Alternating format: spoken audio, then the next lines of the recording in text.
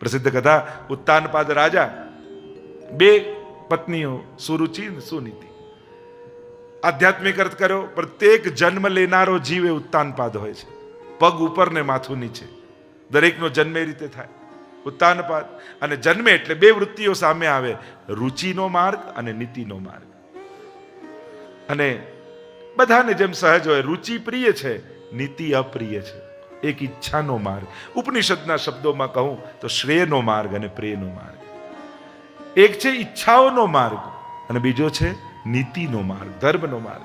અને રુચિને હંમેશા નવું ને લેટેસ્ટ એટલે કે ઉત્તમ ગમે, તો એને પુત્ર છે ઉત્તમ. અને નીતિને શાશ્વત ગમે એટલે પુત્ર છે ધ્રુવ. બાળકો રમી રહ્યા હતા પિતાની પાસે, અને ઉત્તમ ચાલતો ચાલતો ધીમે રહીને પિતાના ખોળામાં ચડી ગયો. ધ્રુવે જોયું, અરે આ બેઠો છે મારો ભાઈ, તો હું બેસું. અને જ્યાં ધીમે રહીને બેસવા જાય, દોડતી સુરુચિ આવી, હાથ પકડ્યો ધ્રુવનો, ખેંચીને ફેંક્યો. કહ્યું, પિતાના ખોળામાં બેસવું છે? જા, વનમાં જા, તપ કર, પ્રભુને પ્રસન્ન કર. અને પ્રભુ પ્રસન્ન થઈને માંગવાનું કે ને તો માંગજે કે તું મારા કુખે જન્મ લે, તો જ પિતાના ખોળામાં બેસી શકે. અરે જ્યારે આવા કટુ શબ્દ સાંભળ્યા, ધ્રુવજીના આંખમાં આંસુ છલકાઈ ગયા. રડતા રડતા પોતાની માં સુનીતિ પાસે આવ્યા અને સુનીતિને આખું વૃત્તાંત કહ્યું કે આ રીતે સુરુચિએ કહ્યું, માતાએ આમ કહ્યું. આ તો સુનીતિ છે ને. સાધારણ માં હોય તો કે ચાલો હું જોઈ લઉં છું, ઝઘડો કરવા જાય. આ સુનીતિ છે. એટલે જ કહ્યું, જ્યાં જે સમાજમાં આદર્શ માતાઓ હશે ને, ત્યાં મહાપુરુષોની ક્યારેય કમી નહીં આવે. શ્રેષ્ઠ માતાઓ શ્રેષ્ઠ બાળકો સમાજને અર્પિત કરે છે. કહું, બેટા હું તો એમ કહીશ કે તારી સાચી માં સુરુચિ છે. ના, એને તો એમ કહ્યું કે વનમાં જા, ભગવાન મેળવ. હા બેટા, આજ સુધી જે વાત મેં તને નથી કહી એ તારી માં સુરુચિએ કહી છે. બેટા, એવા ખોળામાં બેસવાની ઈચ્છા ન રાખીશ જે આજે છે ને કાલે નહીં રહે. બેસવું હોય તો એવી ગોદમાં બેસ જ્યાંથી તને ક્યારે કોઈ ઊભું ન કરી શકે. જા બેટા, વનમાં જા, પ્રભુને પ્રાપ્ત કર. અને 5 વર્ષનો ધ્રુવ ઘરથી નીકળે છે. નારદજીને ચિંતા થઈ કે ક્યાંક આ આવેશમાં આવીને તો નથી જતો ને, ક્યાંક આવેશમાં આવશે ને ત્યાં ગભરાશે ને પાછો આવશે. લાવ પરીક્ષા કરું. જઈને ડરાવ્યો, અરે વનમાં જાય, ઘનઘોર પશુ હશે, હિંસક પ્રાણીઓ તને મારી નાખશે. હવે તો એક જ સંકલ્પ, પરમ પિતાની ગોદમાં બેસવું છે. દ્રઢતા જોઈ, વિશ્વાસ જોયો, ત્યારે નારદજી પોતે ગુરુ બની દ્વાદશાક્ષર મંત્રનો ઉપદેશ આપ્યો ધ્રુવને. લે જા, મધુવનમાં જઈને વ્રજમાં તપ કરજે. યમુનાજીનો પાવન કાંઠો છે અને ત્યાં તપ કરજે, યમુનાજીના પાન કરજે અને આ મંત્રનો પાઠ કરજે. અને હવે તો ગુરુ મળ્યા, મંત્ર મળ્યા અને ધ્રુવજી ચાલ્યા. ઓમ નમો ભગવતે વાસુદેવાય. ઓમ નમો ભગવતે વાસુદેવાય. ઓમ નમો ભગવતે વાસુદેવાય. ઓમ નમો ભગવતે વાસુદેવાય. વાસુદેવાય પ્રભુ કૃષ્ણચંદ્રાય.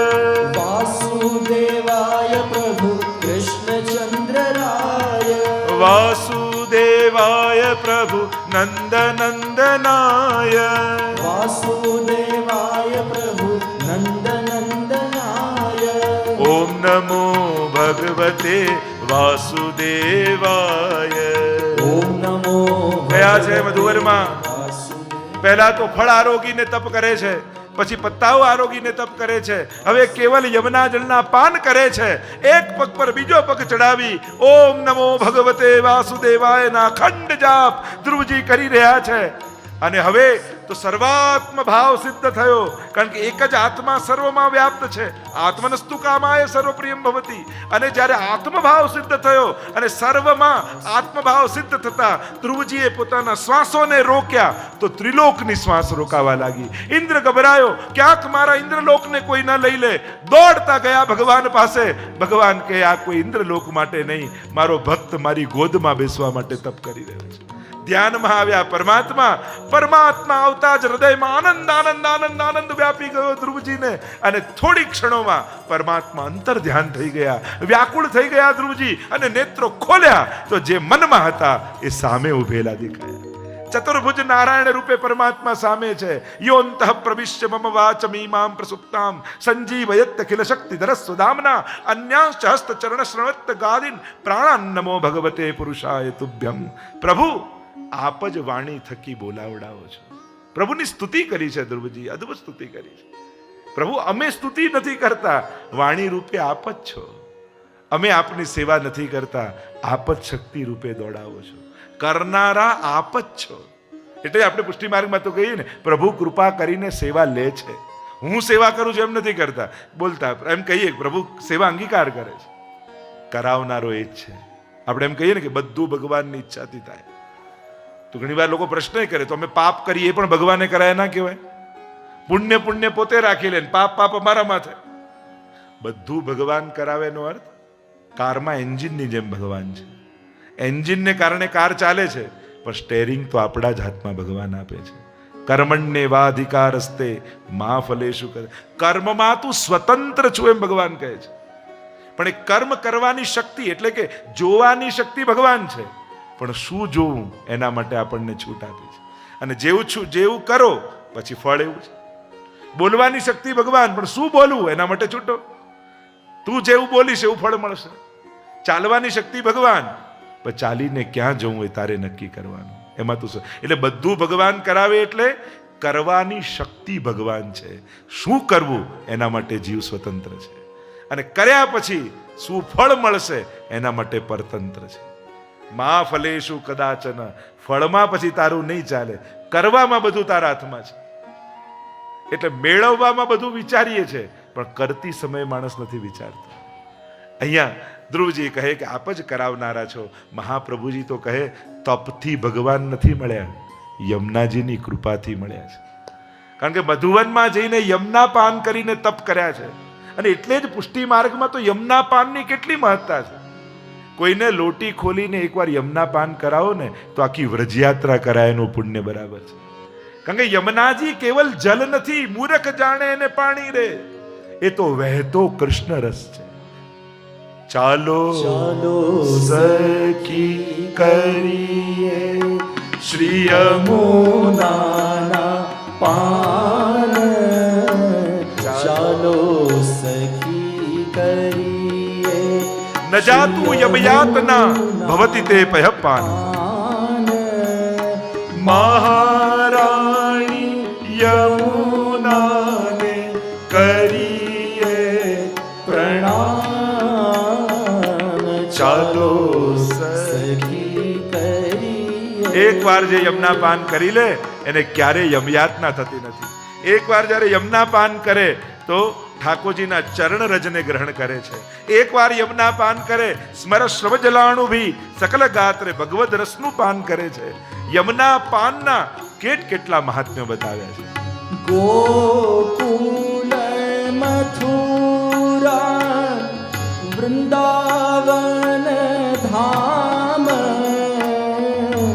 વ્રજમાં આવીને માએ કધો વિશ્રામ, પાવન થઈએ એના લેતા નામ, ચાલો સખી કરી.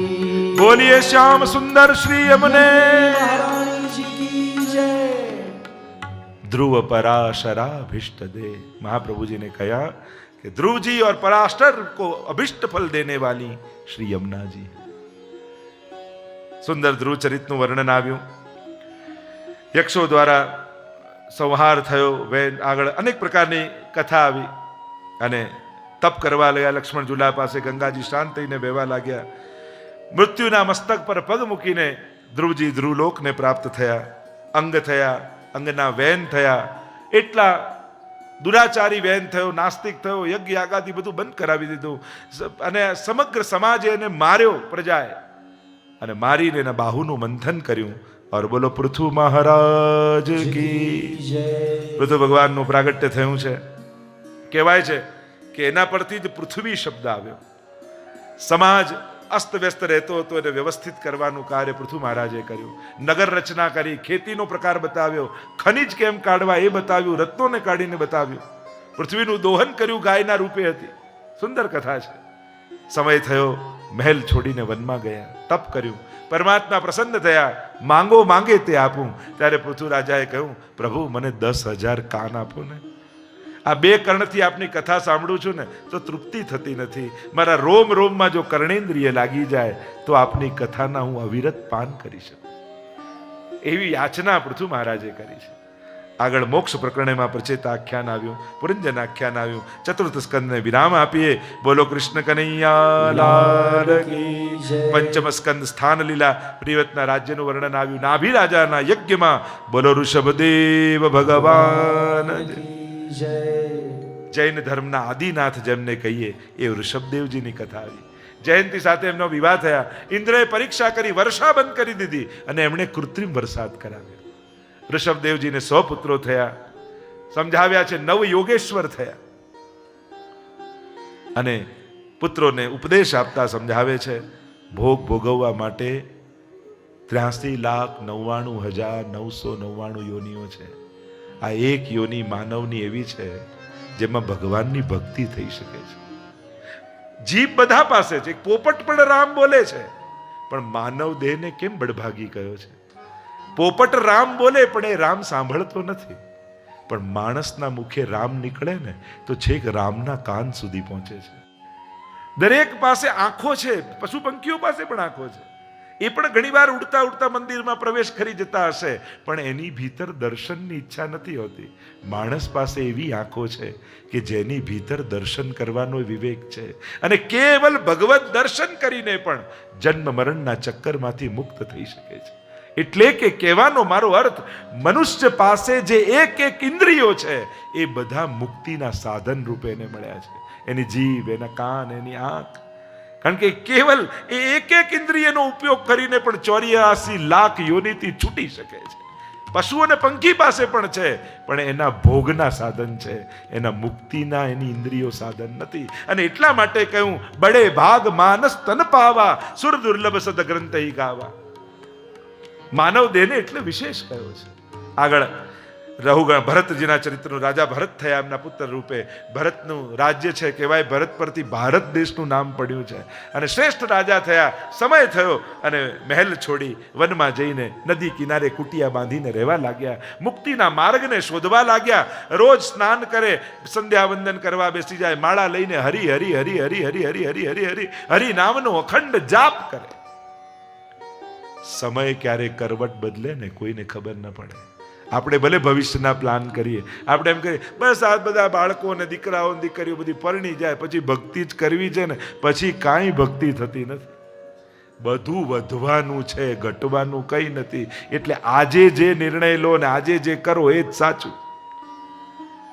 ક્યારે ફ્રી થઈને નહીં થાય, બધું ભેગું ભેગું જ થશે. સંસારના કાર્યો થશે અને વચ્ચે વચ્ચે ભક્તિના રસ્તાઓ ગોતી લેવાના. પણ તમને એમ થાય કે આમાંથી ફ્રી થઈને આ કરું, આવું ક્યારેય થતું નથી હોતું. વ્યસ્તતામાંથી જ ભક્તિનો સમય કાઢી લેવાનો હોય. કારણ કે જીવન ક્યારે કરવટ લે કોને ખબર, ક્યારે કેવો સમય. બધું બહુ સારું વિચાર્યું હોય પણ સંજોગો એવા થઈ જાય કે કાંઈ ન થઈ શકે. અને એટલા માટે જ્યારે સારો સમય ચાલતો હોય ને, પહેલા દિવસે સારો સમય કયો એની ચર્ચા કરી હતી. સારો અનુકૂળ સમય ચાલતો હોય ને ત્યારે મનના બધા મનોરથો પૂરા કરી લેવા. પૈસો પાછો આવી જશે, સમય પાછો નહીં આવે. વ્યવસ્થાઓ ને આ બધું પાછું આવશે, પણ સંજોગો પાછા આવવા બહુ અઘરા છે. અને એટલામાં મનમાં જે હોય ને એ કરી લેવું, પૂરું કરી લેવું. આ કોરોનામાં કેટલા લોકો જતા રહ્યા, એના મનમાં કેટલા કોડો હશે, પણ ક્યાં 2 દિવસમાં હતો વ્યક્તિ ન હતો થઈ ગયો. એટલે આ બધું તો સમજણ આવે અને ઈચ્છા થાય ને તો વ્યવસ્થા કરીને મનોરથો કરી લો. અહીંયા ભરતજી ગયા મહેલ છોડીને ભગવાન ભજવા વનમાં. એકવાર સંધ્યાવંદન બ્રહ્મ મુહૂર્તમાં કરવા ગયા, નદીમાં સ્નાન કરતા હતા અને અર્ઘ સમર્પિત કરવા અંજલિ ભરવા ગયા. સિંહની ધાડ સંભળાઈ. હરણા એક ગર્ભવતી હરણી હતી, કૂદી ગઈ ગભરાઈને પાણીમાં. પ્રસવ થયો અને તણાતું બચ્ચું ભરતજીના હાથમાં આવી ગયું. અરે બચ્ચું અહીંયા ક્યાંથી? અરે હમણાં જ જન્મ્યું લાગે છે. તુરંત કિનારે ગયા, કુમળું ઘાસ તોડીને હરણના બચ્ચાને ખવડાવવા લાગ્યા. દયા બહુ સારી વાત હતી. પણ દયા ક્યારે મોહ બની ગઈ ખબર ન પડી. હવે તો માળા જપતા હોય ને હરી હરી હરી, પાછા આંખ ખોલીને જોયે હરણ હરણ હરણ ક્યાં ગયું? હરી હરી ઘટવા લાગ્યું, હરણ હરણ વધવા લાગ્યું. અરે હું ખવડાવીશ તો ખાશે, હું બચાવીશ તો બચશે, નહીં તો આ જીવશે જ કેમ? દયા હતી, બચાવ્યું બરાબર, પણ પછી એના જીવનમાં છોડી દેવું જોઈએ. મોહ કોને કહેવાય? હું જીવાડું તો જ જીવે, આ મોહ. દયા એ સત્કર્મ છે, મોહ એ બંધન છે. અને ક્યારે મોહ થઈ ગયો, અને હરણ ભરતજીના જીવનમાં કૂદી એવું નથી. આપણા જીવનમાં સેવા કરવા બેઠા અને ફોનની ઘંટડી વાગે તો માનજો હરણ કૂદ્યું. પાઠ કરવા બેઠા ડોરબેલ વાગે તો હરણ કૂદ્યું. તો રોજ કૂદે છે. અને ક્યારે આપણા મનનું હરણ કરી જાય. એટલે જ કહ્યું ને, એક મૃગ કે કારણે ભરત ધરી મૃગ દે, તુલસી વાકી કહા ગતિ, જો સબસો કરત સને. આપણું મન તો કેટલામાં છે. એક હરણમાં મન ગયું ને હરણ દેહ મળ્યો. અને હવે તો હરી હરી છૂટવા લાગ્યું ને હરણ હરણ હરણ હરણ. અને એકવાર ટોળું જોયું હરણનું તો હરણનું બચ્ચું તો નીકળી ગયું સ્વજનો સાથે. અને આને એમ થયું, અરે શું ખાધું હશે કે નહીં, સૂતું હશે કે નહીં, એ કોઈ એને મારી ના નાખે. અને આ હરણનું ચિંતન કરતા કરતા દેહ પડ્યો. અને બીજા જન્મમાં આપણે જ્યાં કહ્યું ને, જ્યાં મતિ એ ગતિ, છેલ્લી ઘડીએ જ્યાં મતિ હોય એ ગતિ થાય. હરણમાં મતિ ગઈ તો હરણ દેહ મળ્યો. પણ પૂર્વ જન્મની સ્મૃતિ રહી, પુણ્ય હતા ને એટલે થયું કે હવે ક્યાંય મન ફસાવવું નથી. અન્ન જળનો ત્યાગ કરીને દેહ છોડ્યો, બ્રાહ્મણ કુળમાં જન્મ થયો. ગતિ યાદ છે કે આ એક મારું મન ફસાયું ને આટલા 2 જન્મોનો અંતરાય થઈ ગયો. હવે મન ક્યાંય ફસાવા દેવું નથી. અને અનાસક્ત ભાવે રે. લોકો એને જડ સમજવા લાગે, આ તો સાવ જડ જેવો છે. કારણ કે સંસારના કામના ન રહો ને તો સંસારને તમે ગમો નહીં, જડ કહેવા લાગે. જડની જેમ રે, કોઈ અપેક્ષા નહીં. ભાઈઓ તો જો ચલ ખેતરને સાચવ, એ તો રામ કી ચડિયા રામ કા ખેત ખાઓ. બધામાં ભગવાનને જુએ તો કે તું તો આનાય કામનો નથી, ઘરથી નીકળી જા, જેવી પ્રભુની ઈચ્છા. જેને વિશ્વાસ હોય ને એને ચિંતા ન થાય કે કાલે મારું શું થશે. માણસ એકમાત્ર એને જ કાલની ચિંતા હોય છે. કોઈ પશુને ચિંતા હોય છે કે કાલે હું શું ખાઈશ. ભલે જંગલનો રાજા હોય તો એ કાલનું કાલે જ કરે છે. માણસને બધી વ્યવસ્થા હોવા છતાંય ચિંતા રહે છે, કાલે શું. વિશ્વાસ હોય એ નિશ્ચિંત હોય. ઘણા નીકળી જાય ફકીરો, કાંઈ ન હોય છતાંય પૂરું થાય છે. ભગવાન બધાનું પૂરું કરે છે. અહીંયા રાજા આ ભરતજી જડ ભરત કહેવા લાગ્યા. રહુગણ રાજાની સવારી જતી હતી, પાલખીમાં બેસીને જતા હતા. એમાંથી એક કહાર પાલખી ઉચકનારો બીમાર પડી ગયો. તો કહ્યું ભરતજી મળ્યા, તું ઉચકીશ? જેવી ભગવાનની ઈચ્છા, જોડાઈ ગયા પાલખીમાં. પણ બધામાં ઈશ્વરના દર્શન કરે તો રસ્તામાં કીડી મકોડા દેખાય, એને થાય ક્યાંક પગ પડી જાય તો મરી જશે, જીવ હિંસા થઈ, એટલે કૂદકો મારે એટલે પાલખી ઊંચી થાય, પેલાનું માથું ભટકાય. 1 વાર 2 વાર બરાબર ચાલ, અને 3જી વાર થયો એટલે હવે પિત્તો ગયો, નીચે ઉતર્યો. રાજા જેમ તેમ બોલવા લાગ્યો ભરતજીને, આ તું તો બહુ દુબળો પાતળો છો, તારાથી નહીં ઉચકાય, મૂકી દે. અને જેમ તેમ અપશબ્દો બોલવા લાગ્યો. ત્યારે ભરતજીને થયું કે હવે પરિચય કરાવવો જોઈએ. ત્યારે ભરતજી બોલ્યા, આ દુબળો જાડો ગોરો કાળો આ બધા તો દેહના ધર્મો છે, હું તો આત્મા છું. અને જ્યારે આ શબ્દ સાંભળે થયું કે આ કોઈ સાધારણ વ્યક્તિ નથી. હાથ જોડીને પૂછ્યું, તમે કોણ છો? અને ત્યારે કહ્યું કે હું રાજા ભરત, જેનાથી આ દેશ ઓળખાય છે. પણ એક હરણમાં મન ગયું, 2 જન્મોના અંતરાય થઈ ગયા. બહુ અદ્ભુત આધ્યાત્મિક ચર્ચા બંનેમાં થઈ છે. અને રહુગણ રાજા પર કૃપા થઈ છે. કપિલ ભગવાનનો સત્સંગ કરવા જઈ રહ્યા છે.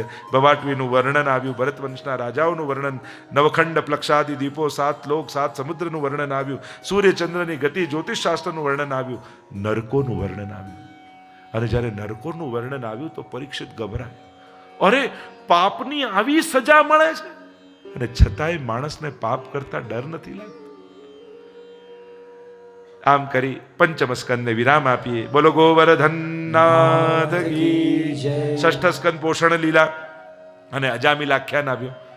અને અજામિલ બ્રાહ્મણ હોવા છતાં પાપમાં રત થયો. મહાત્માઓ ઘરે આવ્યા ને પતિને કહ્યું, બીજું તો કાંઈ નહીં, તારા બાળકનું નામ નારાયણ રાખજે.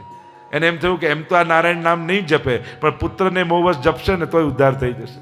અને અજામિલને એટલું વાલું, નારાયણ અહીંયા આવો, નારાયણ આકા, નારાયણ આલો, નારાયણ નારાયણ નારાયણ ચાલ્યા કરે. 88 વર્ષનો થયો અજામિલ, ગભરાયો, યમદૂતો દેખાયા, ડર્યો અને પુત્રને મોહવશ પુકાર કર્યો, નારાયણ દીકરાએ તો ન સાંભળ્યું, પણ પરમ પિતાએ સાંભળી લીધું. ભગવાને પોતાના પાર્ષદો મોકલ્યા. ચર્ચા થઈ યમદૂતો અને પાર્ષદોની વચ્ચે. આ તો પાપી છે, આને તો યમલોક લઈ લઈશું. અરે આણે અંત સમયમાં ભગવાનનું નામ લીધું છે. અરે ભગવાનનું નહીં, દીકરાને બોલાવ્યો. કયો અજ્ઞાનાદ અથવા જ્ઞાનાદ ઉત્તમ શ્લોક નામ યત સંકીર્તિતમ અઘમ પુંસો દહે દેદો યથાનલ. ભગવાનનું નામ તો અગ્નિ જેવું છે. અગ્નિમાં જાણતા લાકડું નાખો કે અજાણતા પડી જાય, અગ્નિ તો બાળી જ નાખે છે. એમ ભાઈ કુભાઈ અનખ આલસુ, કોઈ પણ રીતે ભગવત નામ લેવાય એ તો ઉદ્ધાર જ કરે છે. આમ આગળ દક્ષ દ્વારા ભગવાનની સ્તુતિ, નારદજીના શ્રાપની, દક્ષ પ્રજાપતિના 60 કન્યાઓના વંશનું વર્ણન આવ્યું. ઇન્દ્ર દ્વારા જ્યારે ગુરુનું અપમાન થયું, બૃહસ્પતિનું દેવતા પદ ત્યાગ્યું છે, વિશ્વરૂપને ગુરુ બનાવ્યા. અને વિશ્વરૂપ મા અસુર કુળની હતી, નારાયણ કવચની વિદ્યા એમણે આપી. આપણે ત્યાં આજે પણ વૈષ્ણવી પરંપરામાં જ્યારે કોઈ પણ વિક્ષેપ કે વિપત્તિ આવે ત્યારે વૈષ્ણવ નારાયણ કવચનો પાઠ કરતા હોય છે. આ કવચ છે, સ્વયં ભગવાન જીવની રક્ષા કરતા હોય છે. અને વિશ્વરૂપે આ નારાયણ કવચ આપ્યું છે. અને જ્યારે જોયું કે થોડો ભાગ યજ્ઞનો અસુર કુળને આપે છે, આવ્યો ઇન્દ્રને ક્રોધ અને વિશ્વરૂપનો વધ કરી દીધો. બ્રહ્મત્યા લાગી, 4 જગ્યાએ વાંટી. પણ ત્વષ્ટા વિશ્વરૂપના પિતાએ એમ વિચાર કર્યો, મારા પુત્રને ઇન્દ્રએ માર્યો છે, તો યજ્ઞમાંથી ઇન્દ્રને મારે એવો પુત્ર પ્રગટ કરીશ. યજ્ઞ કર્યો, યજ્ઞના મંત્રમાં ભૂલ પડી, ઇન્દ્રને મારેની જગ્યાએ ઇન્દ્રથી મરે એવો વૃત્રાસુર પ્રગટ થયો. અને અદ્ભુત છે વૃત્રાસુર ચતુશ્લોકી. ભક્તોના વૈષ્ણવના 4 પુરુષાર્થ, ધર્મ અર્થ કામ અને મોક્ષ, એનું વર્ણન કર્યું છે. આગળ સમય મળશે ત્યારે એની ચર્ચા આપણે કરીશું. વૃત્રાસુરનો ઉદ્ધાર થયો છે. પૂર્વજન્મની કથા કહેવામાં આવી કે આ ચિત્રકેતુનું આખ્યાન, અદિતિ દિતિના સંતાનોની ઉત્પત્તિ, પુંસવન વિધિનું વર્ણન આવ્યું. 6ઠ સ્કંદને વિરામ આપીએ. બોલો ગોવર્ધનનાથ કી. સપ્તમ સ્કંદ ઉતિ લીલા, ઉતિવત કર્મ વાસના, સદવાસના, અસદવાસના અને મિશ્ર વાસના, 3 પ્રકારની, દેવોની, દાનવોની ને મનુષ્યની. પ્રશ્ન કરે છે કે ભગવાન પક્ષપાતી છે? દેવતાઓનો પક્ષ લઈને અસુરોને મારે તો પક્ષપાતનો દોષ ભગવાન પર ન કહેવાય? તો કે આવો જ પ્રશ્ન રાજસુ યજ્ઞ સમય યુધિષ્ઠિરે કર્યો હતો. અને એના ઉત્તરમાં પ્રહલાદજીનું આખ્યાન સંભળાવ્યું. હિરણ્યકશ્યપુને આવ્યો ક્રોધ, મારા ભાઈ હિરણાક્ષને વિષ્ણુએ માર્યો છે, બદલો લઈશ. તપ કરવા માટે ગયા. કયાદુ ગર્ભવતી હતા, એના પત્ની. નારદજીનો મેળાપ થયો, સત્સંગ થયો, અને ગર્ભમાં જ પ્રહલાદજીને વૈષ્ણવતાના સંસ્કાર મળી ગયા. બ્રહ્માજી પ્રગટ થયા. માંગ કહ્યું, દિવસે ન મરું, રાત્રે ન મરું, ઘરની અંદર ન મરું, ઘરની બહાર ન મરું, પશુથી ન મરું, મનુષ્યથી ન મરું, આકાશમાં ન મરું, પૃથ્વીમાં ન મરું, 12 મહિનામાં ન મરું. બ્રહ્માજી કે તથાસ્તુ.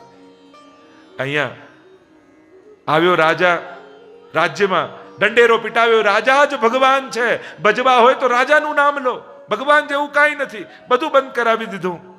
અને પ્રહલાદજીને ભણાવવા માટે શુક્રાચાર્યના શિષ્યોને બોલાવ્યા. શુક્રનીતિ ભણાવવા માટે, અસુરનીતિ ભણાવવા માટે ભણાવીને જાય. અને પ્રહલાદજી તો બધા ભેગા કરે બાળકોને અને ભગવત નામનો જાપ કરે. એકવાર પિતાએ બોલાવ્યા સભામાં, ગોદમાં બેસાડીને કહ્યું, પ્રહલાદ તું શું ભણ્યો? ત્યારે કહ્યું, પિતાજી ભગવાનની 9 પ્રકારની ભક્તિ હોય છે. શ્રવણમ કીર્તનમ વિષ્ણોહો, સ્મરણમ પાદ સેવનમ, અર્ચનમ વંદનમ દાસ્યમ સખ્યમ આત્મનિવેદનમ. અરે આ બધું તને કોણ શીખવાડે છે? આને અસુરનીતિ ભણાવો. ફરી ભણવા માટે મોકલ્યા. એક દિવસ પુનઃ બોલાવ્યા, બેટા શું ભણ્યો? ત્યારે કહ્યું કે જાકે પ્રિય ન રામ વૈદેહી, તાહી તજીએ કોટી સમ બેરી, જદ્યપી પરમ સ્નેહી. અરે જેને ભગવત પ્રેમ નથી, એ તો નજીકનો સગો હોય તો એ વેરી જાણીને છોડી દેવો જોઈએ, કારણ કે એને ભગવાનમાં પ્રેમ નથી. અને કહ્યું કે આ બધું તને શીખવાડે છે કોણ? ભગવાનને ભૂલ, નહીં તો મારી નાખીશ. મારનારો ને જીવાડનારો તો પરમાત્મા છે પિતાજી, તમે કાંઈ કરી શકતા નથી. કારણ કે જે મરવાનો છે એને કોઈ બચાવી શકવાનું નથી આ દેહને, અને જે આનો આત્મા અમર છે એને કોઈ મારી શકવાનું. જો તને કેમ મારું, પહાડ પરથી ફેંક્યા, વિષવાળા ભોજન ખવડાવવાનો પ્રયાસ કર્યા, હાથીના પગની નીચે કચડાવવાનો પ્રયાસ કર્યો, પણ જેને ભગવાન બચાવનારો હોય એને કોણ મારી શકે? એકવાર સભામાં બોલાવ્યા, કહ્યું, ક્યાં છે તારો વિષ્ણુ? પિતાજી પ્રશ્ન જ ખોટો છે, એ ક્યાં નથી, એ તો બધે જ છે. જો બધે હોય તો આ થાંભલામાં છે. હા પિતાજી એમાંય છે, તો ભેટ જો છે મારા તારા પરમાત્માને. અને પ્રહલાદજી તો પ્રસન્ન થઈ ગયા, પ્રભુ આનો મનોરથ પૂરો કરજો. પહેલી વાર આને આપના દર્શનની ઈચ્છા થઈ છે. અને દુંદુબીઓના નાદ દેવતાઓ વગાડવા લાગ્યા, ગડગડ ગડગડ ગડગડ ધ્વનિ થવા લાગ્યા, ગુર્રાટીઓના સોર સંભળાવા લાગ્યા. એક એક ડગલું આગળ વધતા પ્રહલાદજી જ્યાં બાત ભીડવા જાય, કડાક દઈને શોર થયો અને નરસિંહ ભગવાન પ્રગટ થયા. અંબરીચતે પ્રગટે નર હરિ હિરણ્યકશ્યપુર નખન વિદાયો અપનો જન પ્રહલાદ. ગુર્રાટીઓ ભરતા પરમાત્મા, લાલ લાલ લંગારા જેવી આંખો, કેસવાળીઓ ઉડી રહી છે. જ્યાં ભગવાનને જોયા લીધી ગદા મારવા દોડે છે. ભગવાને ગોદમાં લઈ લીધો, ગોદમાં લઈને આવ્યા ઉંબરા પર, પલાઠી કડી હિરણ્યકશિપુને ગોદમાં લીધો. જો હિરણ્યકશિપુ, હું મનુષ્ય નથી, હું પશુ નથી. મારા નખને જો અસ્ત્ર નથી, શસ્ત્ર નથી, તું ઘરની અંદર નથી, બહાર નથી, ઉંબરા પર છું. દિવસ નથી, રાત નથી, સંધ્યાકાળનો સમય છે. 12 મહિનામાં એકે મહિનો નહીં, અધિક માસ ચાલે છે. એમ કહીને નખને પેટમાં ઘુસાડી ચીરી નાખી. દેવતાઓ પુષ્પની વર્ષા કરવા લાગ્યા. ભગવાન એટલા ક્રોધાયમાન છે, ડર્યા દેવતાઓ. જો ભગવાન આવો ક્રોધ કરશે તો પ્રલય થઈ જશે. લક્ષ્મીજીને વિનંતી કરી, લક્ષ્મીજી તો જોઈને જ ભાગ્યા. અરે અમને શાંત કોણ કરે? કહ્યું પ્રહલાદ માટે પ્રગટ્યા છે તો પ્રહલાદને જ કહીએ. અને ના નકડો પ્રહલાદ નિર્ભય બની પરમાત્માની સન્મુખ જઈને બે હાથ જોડી દીધો. અને પ્રહલાદને જોઈ ભગવાનની આંખમાં આંસુ આવી ગયા. લીધો પ્રહલાદને ઉપાડ્યો ને પોતાની ગોદમાં બેસાડ્યો. અને ગાય પોતાના વાછરડાને ચાટે એમ લપ લપ લપ લપ કરતા પરમાત્મા નરસિંહ પ્રહલાદને ચાટી રહ્યા છે, વહાલ કરી રહ્યા છે. અરે તના જીવનમાં આટલી વિપત્તિઓ આવી, તે એકવાર પણ મને મદદ માટે ન બોલાવે. સવઈ વણી કહા પ્રહલાદ કહે, જે ભક્તિ કરીને માંગે ને તો વેપારી કહેવાય, ભક્ત ન કહેવાય. અરે તું કંઈક માંગ, હું તને આપવા ઈચ્છું છું. આપવા ઈચ્છતા હો તો એટલું જ માંગુ છું કે પ્રભુ એવી કૃપા કરો કે આજ પછી માંગવાની ઈચ્છા જ ન જન્મે, માંગવાની ઈચ્છા જ પેદા ના થાય. એ માંગુ છું. મારી ઈચ્છા છે કે હું તને કંઈક આપું, એમ ભગવાન કહેવા લાગ્યા. માણસ આવે તો કંઈક લઈને જાય, ભગવાન આવે તો કંઈક આપીને જાય. મારી ઈચ્છા, હું મારી ભગવત્તાનો આનંદ માણવા માંગુ છું, એટલે તને કંઈક આપવા ઈચ્છું છું. ત્યારે પ્રહલાદે કહ્યું, જો આપવા જ ઈચ્છતા હો તો એટલું માંગુ છું કે મારા પિતાની અધોગતિ ન થાય એવી કૃપા કરજો. અરે તારા જેવો દીકરો જેના ઘરે થાય એની તો 21 પેઢીઓ, 7 પિતા પક્ષની, 7 માતા પક્ષની અને 7 સસુર પક્ષની 21 પેઢીઓ તરી જતી હોય છે. સુંદર સ્તુતિ પ્રહલાદજીએ કરી છે કે પ્રભુ આપ કોઈ સાધનથી પ્રસન્ન થતા નથી, આપ તો કેવલ પ્રેમથી પ્રસન્ન થાઓ છો. પ્રીતમ પ્રીત હિતે પૈયે યદ્યપિ રૂપ ગુણ શીલ સુઘડતા ઇન બાતન ન રીઝઈએ. સુંદર સ્તુતિ કરી છે. આગળ સ્ત્રી ધર્મ, વર્ણાશ્રમ ધર્મ, આ બધા ધર્મોના ઉપદેશ આપ્યા. અહીંયા સપ્તમ સ્કંદની કથાને વિરામ આપીએ. બોલો ગોવર્ધન નાથ કી જય. અષ્ટમ સ્કંદ મન્વંતર લીલા. મનુપુત્રો, ઇન્દ્રદેવ, સપ્તર્ષિ ને ભગવદ અવતાર, આ 6 વસ્તુ મન્વંતરમાં હોય.